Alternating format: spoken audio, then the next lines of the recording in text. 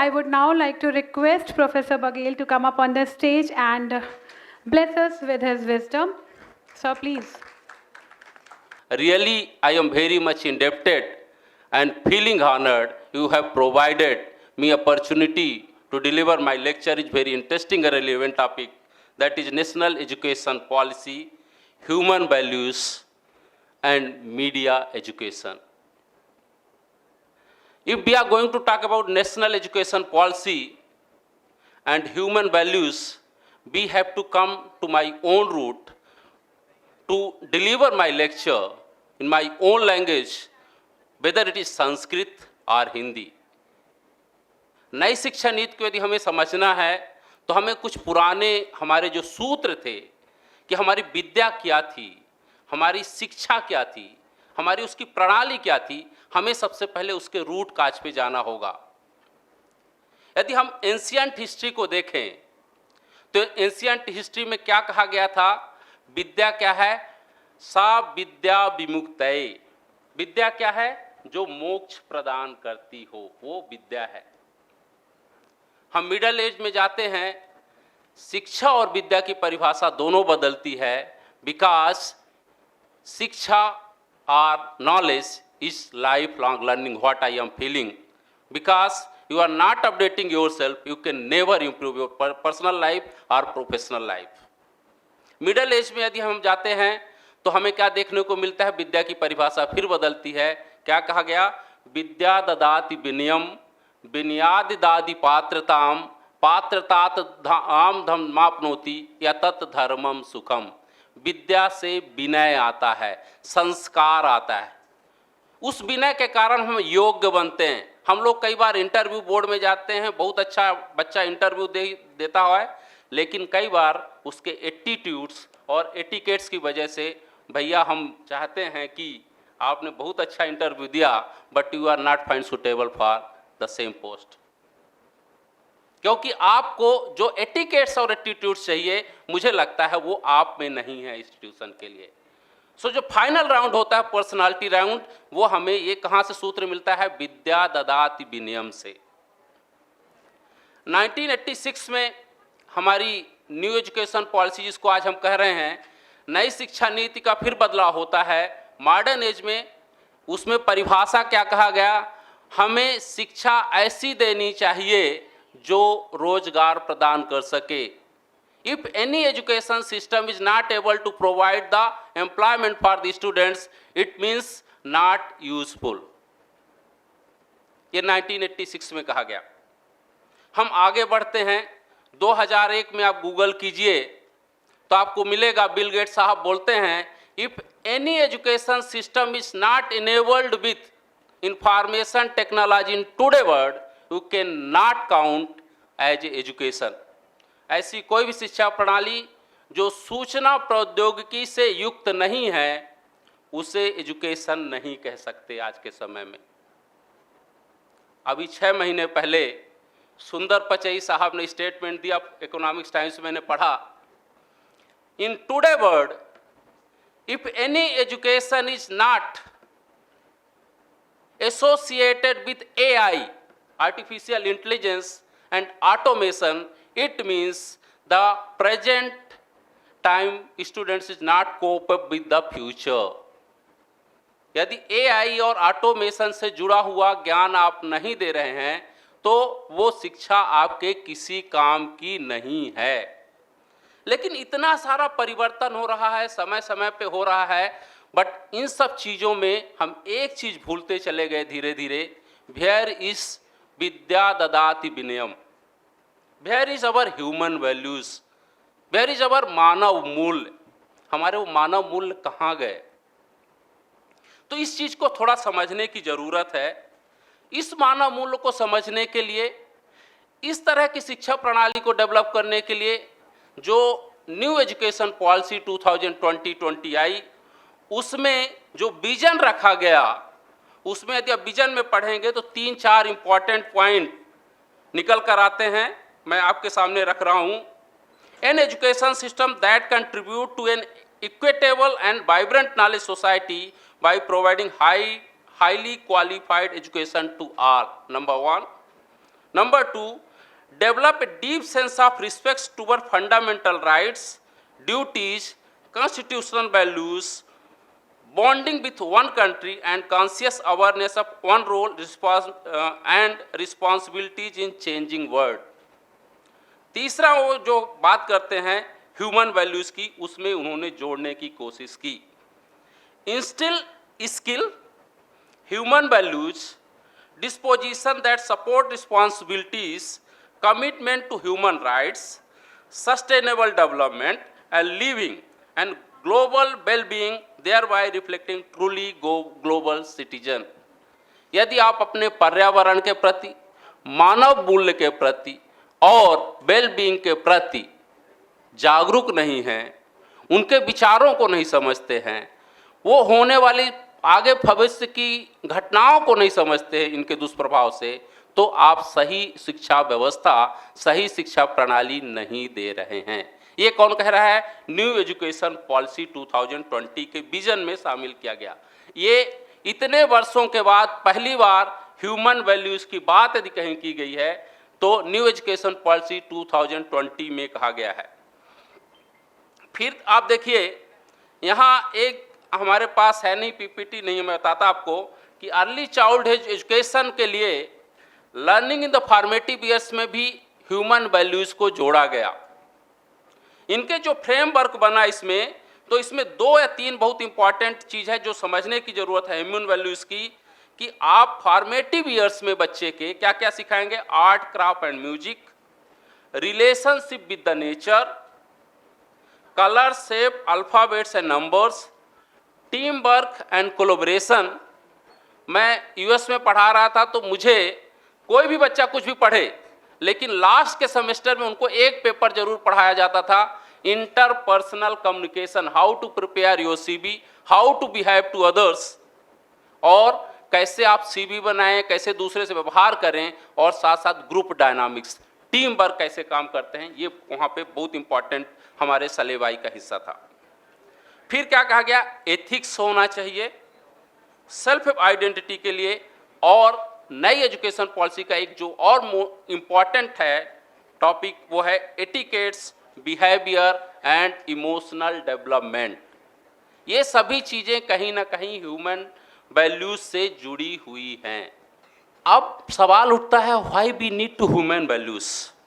सबसे पहले हमें ये समझना ह्यूमन वैल्यूज है क्या, क्योंकि नए बच्चों को नहीं पता होगा कि ह्यूमन वैल्यूज है क्या. ह्यूमन वैल्यूज एक ऐसी आचार संहिता है या सद्गुणों का समूह है जिसे मानव अपने संस्कारों में अपनाकर निर्धारित लक्ष्यों की प्राप्त करता है और अपने व्यक्तित्व का विकास करता है. That is called human values. उदाहरण के लिए एजुकेशन, शिक्षा, सहयोग, दया, करुणा, धर्म, ईमानदारी, ये जितने इस तरह के प्रतिमान हैं सोसाइटी के, वो सभी क्या है? ह्यूमन वैल्यूज हैं. लेकिन क्या आज तक आप यहाँ तक पढ़ के आ गए, ग्रेजुएशन पढ़े, कभी एजुकेशन करते हुए स्कूल से लेकर आपको कॉलेज तक दया, सहयोग, करुणा, धर्म, ईमानदारी, ये हो सकता है हिंदी या संस्कृत की किताबों में कुछ आपको पढ़ाया गया हो एज कहानी, लेकिन मुझे नहीं लगता कि ये व्यवहारिक पक्ष कहीं इसका आपको वो जब पढ़ाया गया होगा तो बताया जाता रहा हो कि इससे क्या होता है. इस चीज़ को न्यू एजुकेशन पॉलिसी बताने की कोशिश करती है. अभी डायरेक्टर साहब बड़ी अच्छी बात कर रहे थे कि लखनऊ में 2-3 दिन पहले जो घटना घटी, और आए दिन आप लोग न्यूज़पेपर में पढ़ते होंगे या टेलीविजन चैनल में देख रहे होंगे कि अमेरिका में आजकल के बच्चे क्या है, वहाँ सबको फ्री लाइसेंस दिया गया है गन का. अब जैसे ही कुछ मूड खराब होता है, डिस्ट्रेस होता है, साफ कर देते स्कूल में घुस करके. अभी क्या हुआ लखनऊ में जो सबको पता है, फ्री फायर एक गेम है. मैंने अपने बच्चे से भी पूछा कि ये फ्री फायर होता क्या है, मुझे नहीं पता था ईमानदारी. पबजी तो सुना था, पता चला कि ये गेम है जो फायर से रिलेटेड है. और माँ का काम क्या है किसी बच्चे के लिए? अच्छी शिक्षा देना, संस्कार देना, पढ़ने के लिए प्रोत्साहित करना और उसके भविष्य को उज्जवल बनाने की कोशिश करना. एक माँ या पेरेंट्स का काम यही हो सकता है. लेकिन माँ ने क्या किया? बच्चे को कहा कि ज़्यादा डिजिटल टेक्नोलॉजी का ये जो लस्ट है, ये कहीं ना कहीं आपको खतरनाक मोड़ की तरफ ले जा रहा था, और उसने रोका कि ज़्यादा इस तरह के गेम मत खेलो।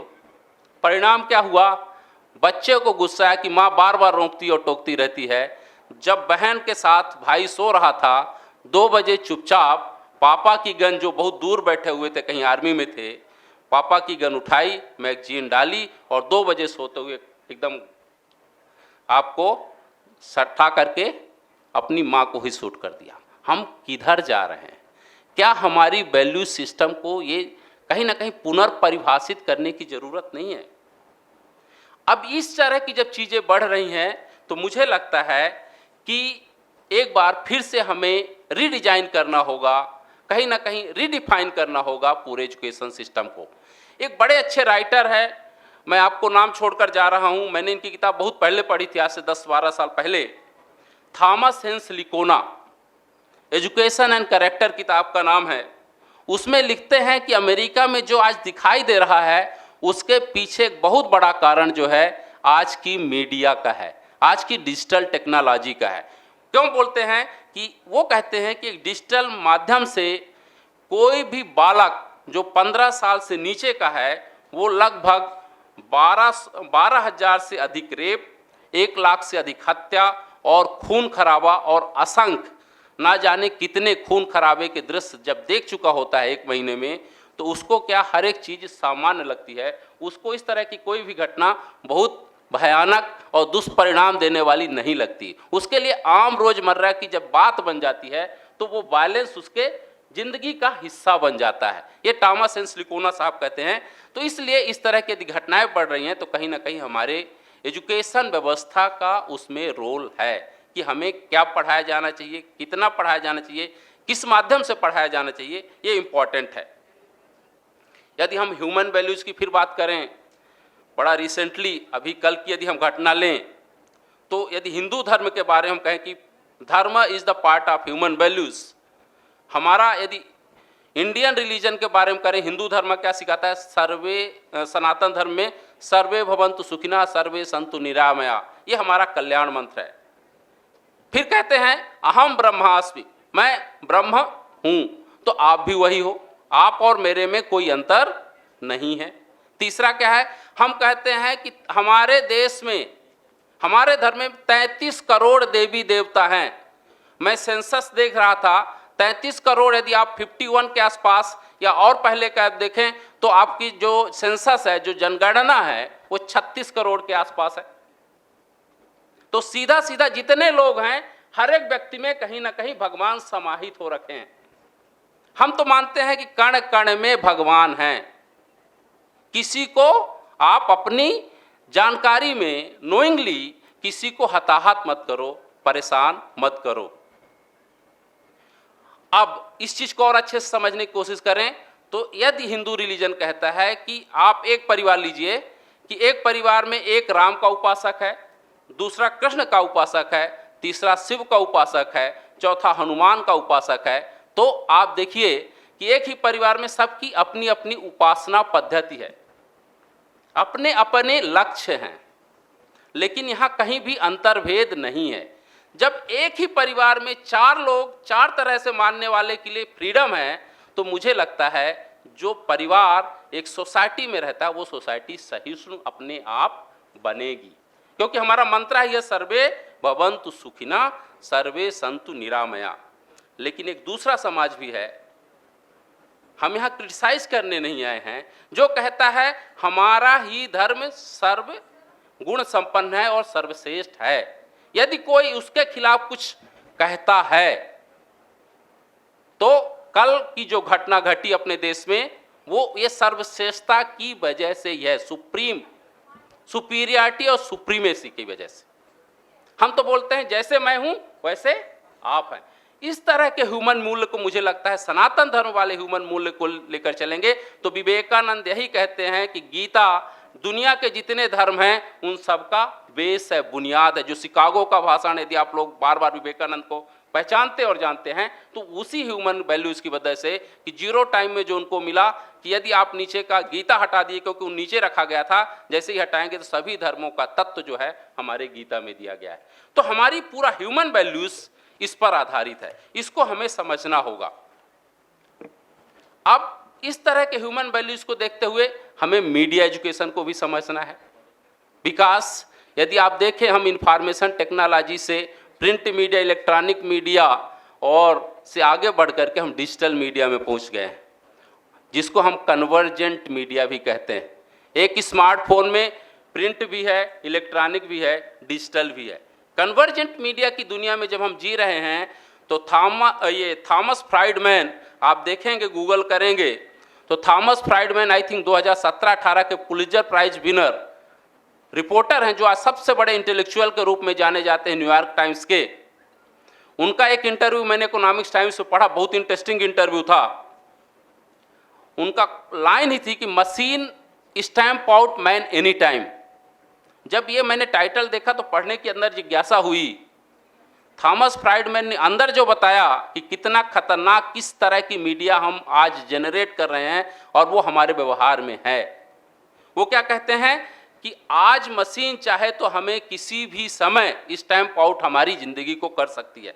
अब कैसे हम मशीन के गुलाम बन चुके हैं। 2000 के पहले की जनरेशन XY जनरेशन थी, जो जिसमें हम लोग हैं। 2001 के बाद की जनरेशन कौन सी जनरेशन है? जनरेशन Z बैठी है 2001 के बाद की, जो पैदा होती है क्या हाथ में? मोबाइल और टेक्नोलॉजी लेकर के। हमसे ज़्यादा मुझे लगता है 2 या 3 साल का बच्चा जो दिन भर गेम खेलता है उसको टेक्नोलॉजी पता होती, उसको ज़्यादा ऐप्स पता होते हैं, क्योंकि हमारा तो फेसबुक व्हाट्सएप से ही काम चल जाता है, आगे हमें घुसने की ज़रूरत नहीं होती। लेकिन फ्री फायर और PUBG टाइप से हमें नहीं पता है कौन सा चीज़ कहाँ जाएगा, मुझे नहीं पता है। ये कौन सा जनरेशन है? ये जनरेशन Z है। इस जनरेशन जो टेक्नोलॉजी के साथ ही पैदा होता है, जो खेलते हुए पैदा होता है, जो जिसके पास हम कहते हैं कि आज नॉलेज इतना ज़्यादा है कि वो सोच ही नहीं पाता, उसके पास खाली समय ही नहीं है कि रियलाइज कर सके अपनी पर्सनालिटी को, परिवार को, सोसाइटी को, क्योंकि टेक्नोलॉजी ने उसको 24 घंटे अपने कब्जे में ले रखा हुआ है। 2000 के आसपास जब मैं PhD कर रहा था तो मेरे गुरुजी बोले PhD करो, इसको लिखो, इसके पहले तुम्हें 2 किताब जरूर पढ़ना है, फिर आगे बढ़ना है। वो 2 किताब कौन सी थी? एक थी अंडरस्टैंडिंग मीडिया, मार्शल मैकलुहान, और दूसरी थी रेमंड्स विलियम की टेक्नोलॉजी कल्चर। जब मैं इस किताब को पढ़ा, जिसमें पहला ही था मीडियम इज द मैसेज, फिर उसके बाद ड्रामा और ये सब पता नहीं क्या क्या चीज़ें आती हैं, उसको आप पढ़िए। मार्शल मैकलुहान किताब में जो 1940 में आई थिंक पब्लिश है, उसमें लिखते हैं जिस दिन ऑटोमेशन आ गया टेक्नोलॉजी में, उस दिन दुनिया की जितनी भी संख्या है वो कहीं ना कहीं एक तरह से मानसिक और शारीरिक रूप से बीमार हो जाएगी। अब कैसे? आपकी याददाश्त चली जाएगी। मैं आज से 2000 से 2006 बैंक में काम करता था, कॉर्पोरेट PR में, तो मुझे बहुत सारे कांटेक्ट, मुझे लगता है 200-300 नंबर तो मुझे रोज जिनको जरूरत पड़ती थी ऐसे याद थे।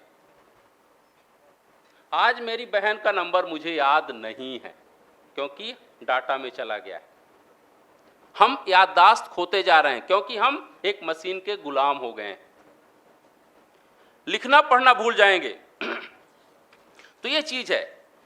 और बहुत बड़ी अभी इंटरेस्टिंग चीज़ बताऊं, 2016 में मुझे गूगल ने बुलाया माउंटेन व्यू, जहां इनका ऑफिस है कैलिफोर्निया में। तब वो स्पीच टू टेक्स्ट और ट्रांसलेशन पे काम कर रहे थे। पता नहीं उनको कहाँ से मेरा नंबर मिला, और उन्होंने बोला कि, मैं बोला कि न्यूयॉर्क आ रहा हूँ, तो बोला अच्छा है कि आप हमारे सैन फ्रांसिस्को में कुछ गाइडलाइन करके जाइए, जहाँ इनका ऑफिस है कैलिफोर्निया में। तो जो IT इंजीनियर मुझे अप्रोच किया था वो IIT पवई का था, राहुल ठाकुर, इज फ्रॉम इलाहाबाद। बोला कि सर मैं ये लैंग्वेज को ना आर्टिफिशियल इंटेलिजेंस और ऑटोमेशन से जोड़ना चाहता हूँ। अभी मैंने कोरोना टाइम में भी एक कंपनी है फिनलैंड की, लायन ब्रिज, आप देखेंगे बहुत सारा फ्रीलांसर का काम देती है। जो सेलेक्टिव एक्सपर्ट होते हैं उनको फिर अप्रोच करते हैं वो लोग। तो आप फेसबुक में जाइए, फेसबुक जैसे ही ओपन करेंगे या किसी ने कुछ डाला है, कुछ अचीवमेंट हुआ है, आप थैंक्स या धन्यवाद लिखने उसके पहले ही 4-5 ऑप्शन आ जाएंगे। आप क्या करते हैं? आप अपने से टाइप करते हैं, तुरंत उसी को क्लिक किया और आगे भेज दिया। टाइप करने के पहले आपका वाक्य माइक्रोसॉफ्ट तैयार कर देता है, आप टिक मारिए, आगे बढ़ जाइए। रास्ता पूछने से पहले जीपीआरएस दे देता है कि 300 मीटर आ गया है, अब यहां से मुड़ जाओ। ड्राइविंग अभी जो आने वाला टेस्ला, एलॉन मस्क, वो क्या कर रहे हैं, अब कोड डालिए, आपको गाड़ी भी चलाने की जरूरत नहीं है, घर का नंबर डाल दीजिए, अपने आप घर पे जाके गाड़ी आपको उतार जाइए, मस्त सो जाइए। जब आपकी सोचने की शक्ति, लिखने पढ़ने की शक्ति, मेहनत करने की शक्ति सब मशीन कर देगी, तो आप क्या करेंगे? खाक करेंगे। मानसिक रूप से, शारीरिक रूप से आप बीमार नहीं होंगे तो क्या होंगे? ये चीज समझने की जरूरत है, कौन सी टेक्नोलॉजी में हम जी रहे हैं। ये इस बात की सूचना मार्सन मैकलुहान अंडरस्टैंडिंग मीडिया में 1940 में दे देते हैं, किस तरह का आने वाला भविष्य है। और जो खतरनाक मैं बता रहा हूं, मैं लायन ब्रिज के साथ अभी जब काम किया पिछले 2 साल, मेरे पास एक सीट आती थी, एक्सेल सीट स्टैटिक्स की, आर्टिफिशियल इंटेलिजेंस। यदि आपने एक बार एक कंप्यूटर में खोल लिया, दूसरी जगह नहीं खुलेगी, उसी में जो डाटा उनका जरूरत है आप भर दीजिए। वो लोग किस पे काम कर रहे हैं? साइन लैंग्वेज पे काम कर रहे हैं। मैंने अपने बच्चे से बोला, इसको कहीं जाना था, मैं बोला भाई 1-1 मिनट की इनको वीडियो चाहिए, हाथ के कितने मूवमेंट हो सकते हैं बना दे, इसमें क्या $30 और $25 मिलेंगे। कितने मूवमेंट है, 1 मिनट का वीडियो बनाना, कितने मूवमेंट हो सकते हैं, चेहरे के कितने एक्सप्रेशन हो सकते हैं, ये बता सकता है वो। आपका मोबाइल ऑन है, अभी मैं 2 दिन पहले एक रेस्टोरेंट में गया और जो मैंने ऑर्डर किया थी, मोबाइल ऑन है, आप गूगल टाइम से, तो गूगल को आज पता है कि आप घर से निकलने के बाद कॉलेज गए, कॉलेज के पास अपने बॉयफ्रेंड या गर्लफ्रेंड के साथ कहां गए, सब उसके पास डाटा है। आपको लग रहा है कि हमें नहीं पता है, उसके पास सब डाटा है। यू कांट बिलीव, 3 दिन पहले का मैं जिस रेस्टोरेंट में खाना खाया, जब मैं सुबह जो खाना ऑर्डर किया था, जैसे ही सुबह उठता हूं तो सबसे पहले उसी खाने की तस्वीर मैं देखता हूं, जो आ जाता है ना स्नैप में, वो आया हुआ था। मुझे लगा इसको कैसे पता चला कि मैं कल क्या खाना खाया था। इसका मतलब वो मेरे इंटरेस्ट पे, मेरे आने जाने के पूरे प्रोसेस में कहीं ना कहीं वो डाटा माइनिंग कर रहा है।